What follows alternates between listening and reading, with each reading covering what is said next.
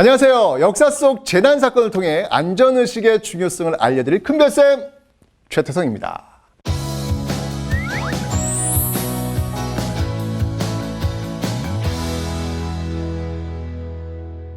재난에 대처하는 사회적, 과학적 시스템이 갖춰지고 있기 때문일까요? 이 역사 속에는 있지만 현대에는 또 잘 일어나지 않는 재난이 점점 많아지고 있습니다. 전쟁 또한 다시는 있어서는 안 될 역사 속 재난 중 하나일 텐데요.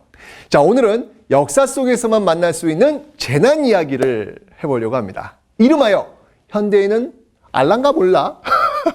역사 속 재난 이야기 베스트 3!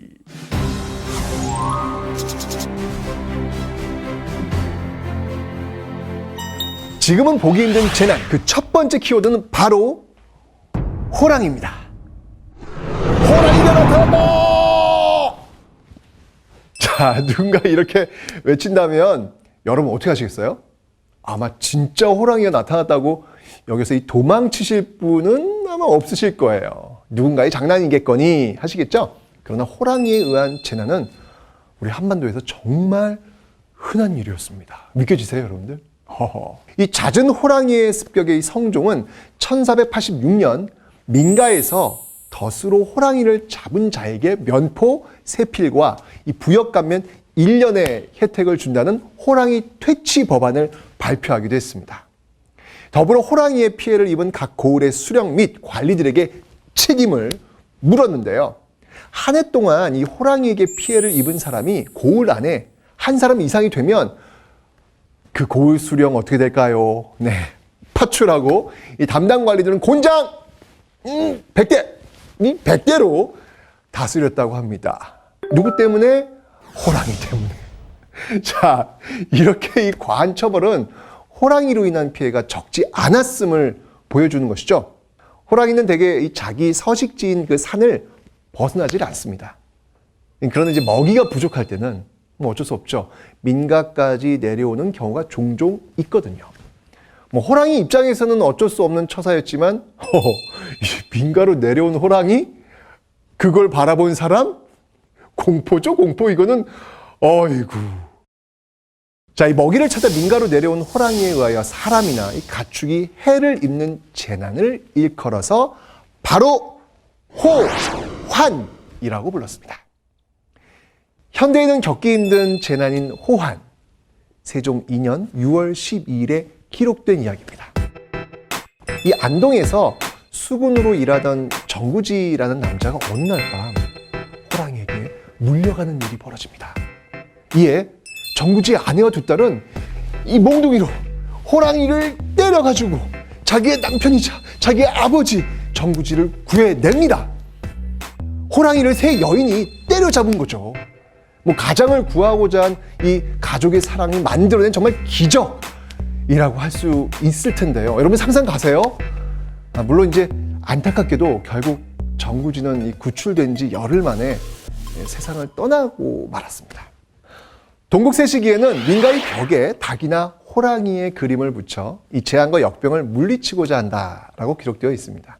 이렇게 우리 민족은 호랑이를 두려워하면서도 숭배하였습니다. 한반도 호랑이는 역사 속에나 존재하는 전설적 동물로 남았고 이 호랑이로 인한 재난, 호환은 현대인에게 전래 동화에나 나올 법한 이야기가 되었죠. 호랑이에 의한 재난이 현대에 벌어진다면 어떨까요? 이 생각만 해도 정말 아찔합니다. 역사 속 재난 이야기 그 두 번째 키워드는 바로 메뚜기입니다. 자, 오늘날에도 이 메뚜기 떼의 습격이 종종 벌어지긴 하지만 옛날 사람들은 우리보다 더 심한 공포감을 느꼈다고 합니다. 역사 속에서 메뚜기는 참, 이 메뚜기 자꾸 나오니까 호랑이 못지않게 위험한 존재였기 때문인데요. 여러분들 상상 가세요? 메뚜기와 호랑이? 메뚜기는 황자어로요, 황충이라 불리는데요. 황충에는 메뚜기뿐 아니라 풀무치와 여치 종류도 포함됩니다. 삼국시대부터 고려, 조선시대까지 이 황충에 의한 피해의 기록을 심심치 않게 찾아볼 수 있는데요. 특히 조선시대에 그 피해가 극심합니다.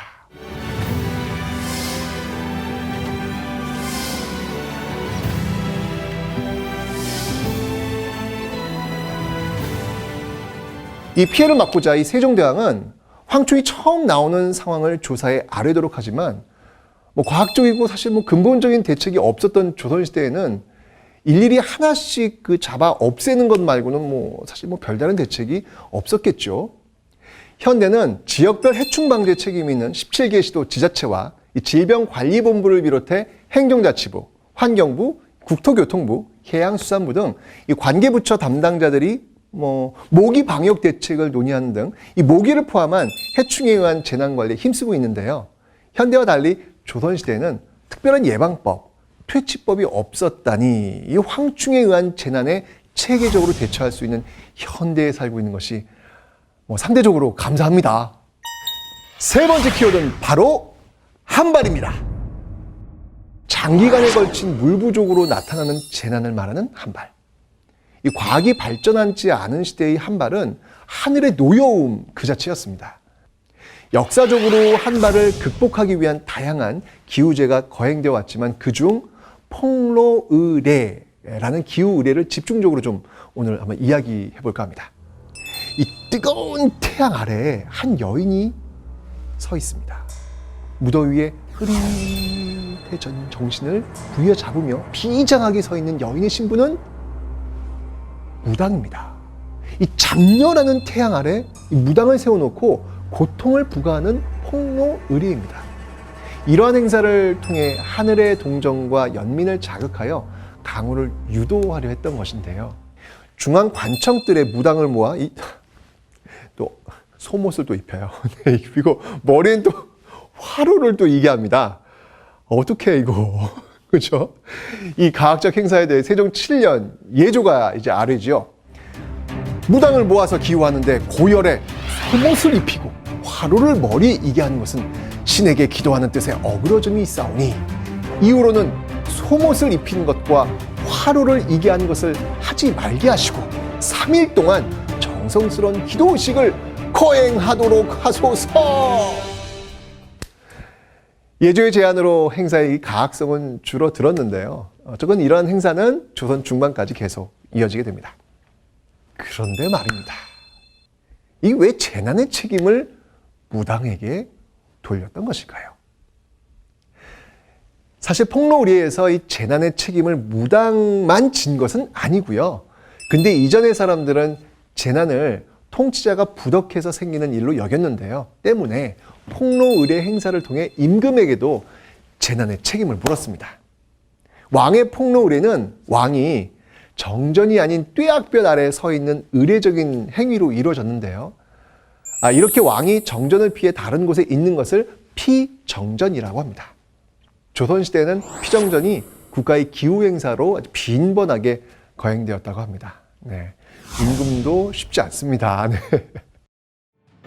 호랑이의 출몰, 메뚜기 떼의 습격, 시대적 가치관에 근거한 재난 극복 방법인 폭로의례까지 과학의 시대를 살고 있는 우리에게는 극복 가능한 재난이 그 시대 사람들에게는 공포의 대상이었다니 정말 역사 속 재미있는 재난 이야기를 만나본 시간 어떠셨어요?